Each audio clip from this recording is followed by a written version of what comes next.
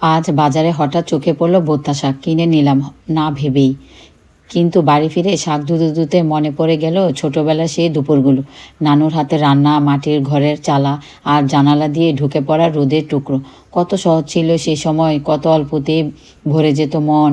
এই বোত্তা শাক নানুর হাতেই প্রথম খাওয়া।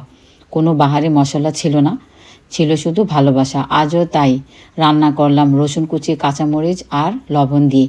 তবুও মনে হলো স্বাদের গভীরে কোথাও নানুর হাতের ছোঁয়া লুকিয়ে আছে। খাবারটা প্লেটে পড়তে বুঝলাম কিছু রান্না শুধু প্লেট ভরায় না, মনকেও ভরিয়ে দেয়। এই শাক যেন শুধু শাক নয়, এক মুঠো স্মৃতি। প্রতিটা গ্লাসে শোনা যায় নানুর ডাক, টের পাওয়া যায় তার স্নেহমাখা চোখের চাহনি। সময় অনেক দূরে নিয়ে গেছে আমাদের, মানুষগুলো ছড়িয়ে পড়েছে জীবনের ব্যস্ততায়।